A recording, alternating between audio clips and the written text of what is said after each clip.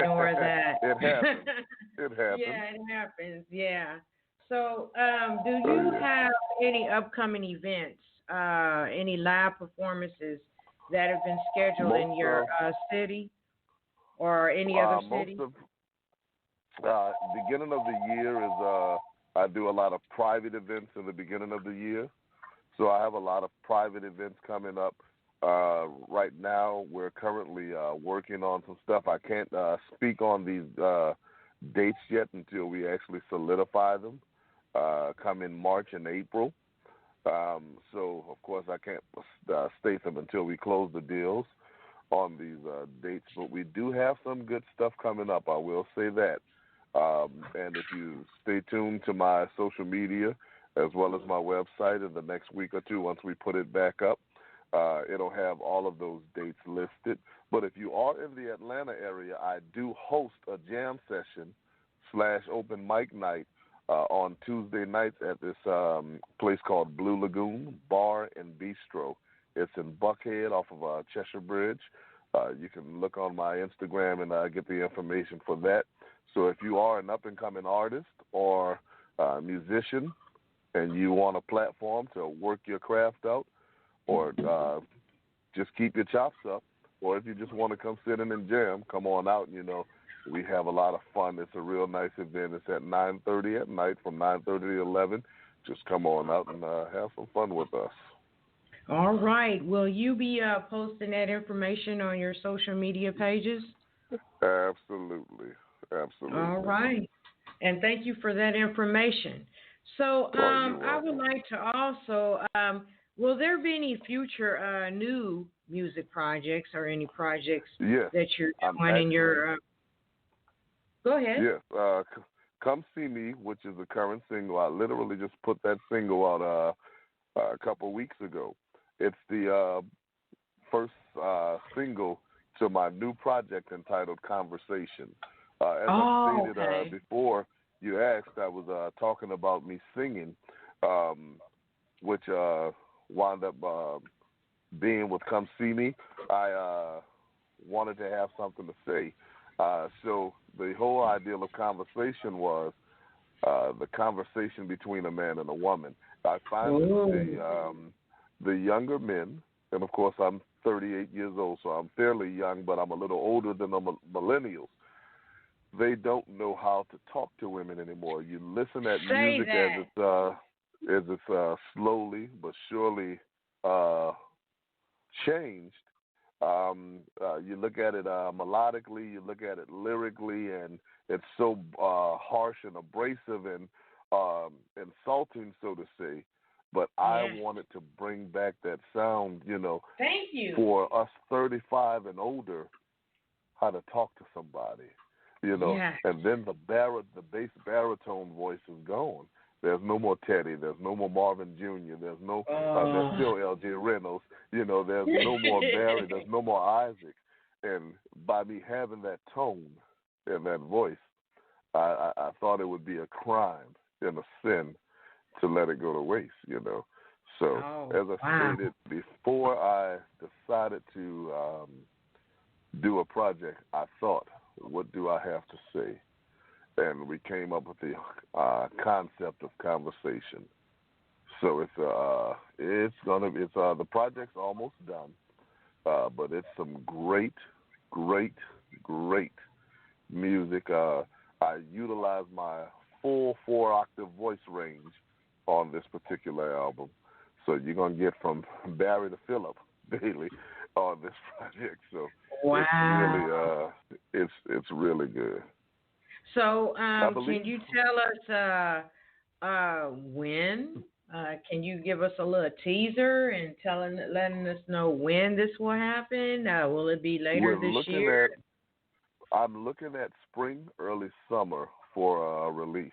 And I believe I sent you a track, the title track, Conversation. I will be playing it at the end of the showcase, and I love it. I love it. You have the voice. Oh, thank you. I literally freestyled that song. I bet you did. You know, I have a gift. I have a gift of talking to women, so I just put myself in Oh my goodness, I can tell. in the mindset.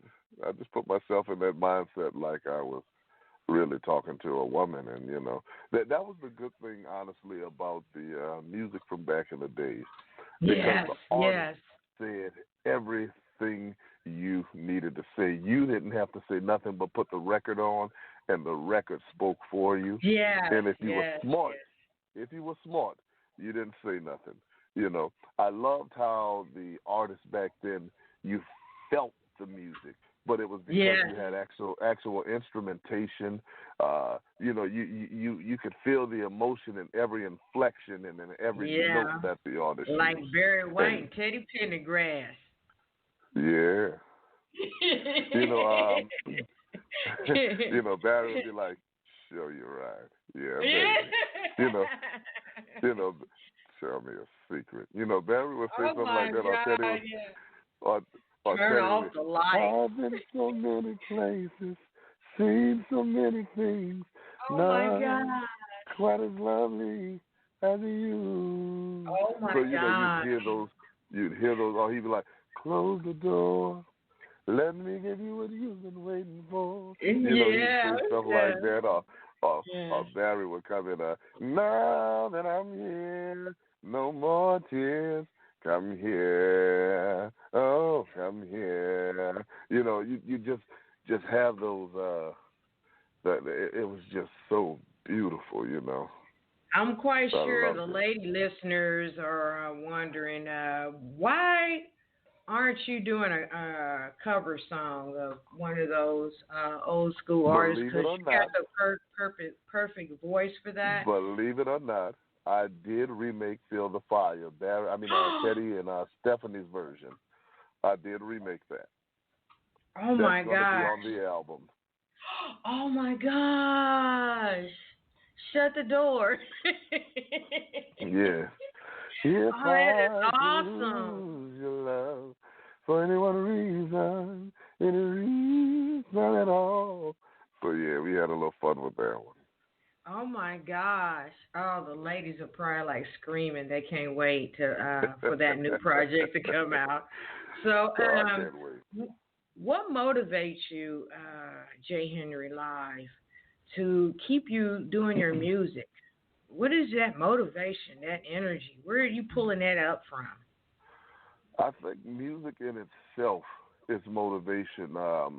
Music is my very essence. Music is my calling in life. There's nothing in my life that doesn't revolve around music.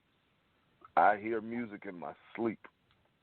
I have to have some sort of music all day. I'm never not thinking about music, and it's just the ideal of it.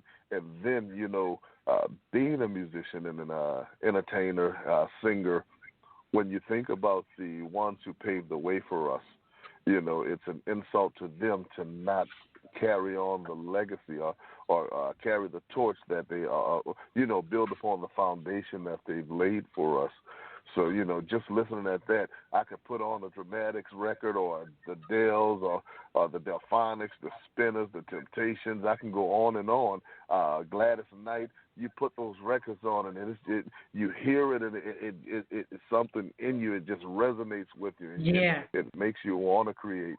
You find yourself in the car just singing along with it, trying to go note for note, So it just life itself motivates me because I believe every song is built upon some sort of experience or some sort of desire. So there's nothing but motivation, whether it's pain, whether it's sorrow, whether it's joy, whether it's intimacy. What is it that you want to say, and how can you make it musically and keep the integrity of music? And, those are the things that motivate me. I kind of wonder, how is it following you around in a day when you're feeling good? Because I bet you just freely just sing few little notes here and there. I bet you sing in the shower. I sing in the shower. I sing in the car. Long as my wife is not around, because it gets on her nerves. I think my twin brother and I. Yeah, I think my twin brother and I both share that singing all day. Wow. Well, there are ladies out there that would love to hear that. I would love to hear a man singing in my life. Good Lord. So, what is that ultimate desire which you wish your fans to get out of your music? These new singles, the last album, Evolutionary, any of your music. What is that ultimate desire, J.Henry Live?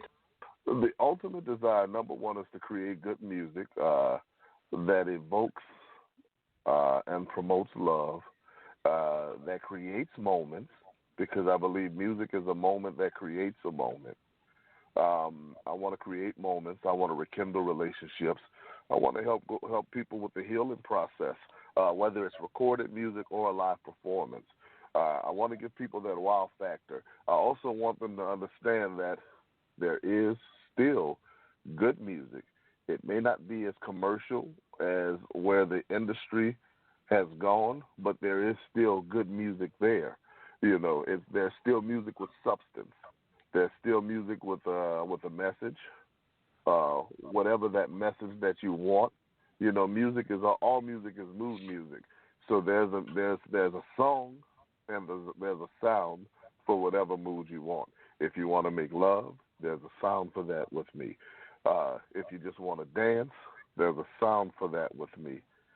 If you want to tell her you love her, or if you want to tell him you love him, there's a sound for that with me. And that's what I want people to take away. If you just want to relax, you can do that with me. There's something for everybody, and those are the things that I want to convey. I always want to make music. I think about me as a consumer first. What would I like to hear? Yeah. Because at the end of the day, if it feels good and it's honest to me, everyone else will feel it, because I don't believe people can feel what you don't feel. You can't manufacture an emotion. Right. So those are the things that I want people to get out of my music. Oh, wow. Well, you hear it, guys. The ultimate desire of J.Henry Live. J.Henry, you are more than welcome to give a shout-out to all the persons that have put up with you and supported you in your music career. Yes, Go right ahead. I have to. First of all, my wife, who's been an ultimate supporter when it was good, when it was bad, before there was a J.Henry, you know. My twin brother, Creole King, who was my chief advisor and writer for a long time before I finally stepped into the shoes of writing lyrics. My parents, who invested financially, Delapo and Ricantola, Cedric Rice, Rickland Harvey, Ronald Laster, Sinbad, Ralph Johnson of Earth, Wind and Fire, Marlon McClain, Mo Funk of Cameo, Tony Terry, Tom Browne, Gary Jenkins, Renee Miller, Jamal Ahmed, Papa Smurf, who's a DJ in New Orleans, Pierre Poirier, Kevin Lampton, my best friend, who's also a wonderful producer, Andrew Maurice Hawk, who produced most of Evolutionary, Darren Stewart, who produced and co-wrote my first album, Rico Clarke, who co-produced and engineered my Phenomenon album, Kim Richardson, producer, so many people, Corey Mickey, Pearly Faison, Daniels Prime St. Teal, Charles Platt, so many different people, and I'm trying to thank G. LeBeau, Kenny Miles, Gardenia, Jasmine Burke, John Cheadle, Lou Lang Jr., Vandell Andrew, so many people, the Rude Boys, so many people that I could think and go on, and I'm trying to remember everybody, Derek Browne, so many different people that I can think, and if I'm forgetting you're doing please start it to my head and not my heart. Just thanks to everybody that actually helped support me financially. Thanks to everybody that contributed musically. Thanks to everybody that just lent a listening ear. There's so many people to thank. One other person I have to thank is Darlene Myers. I can't even begin to describe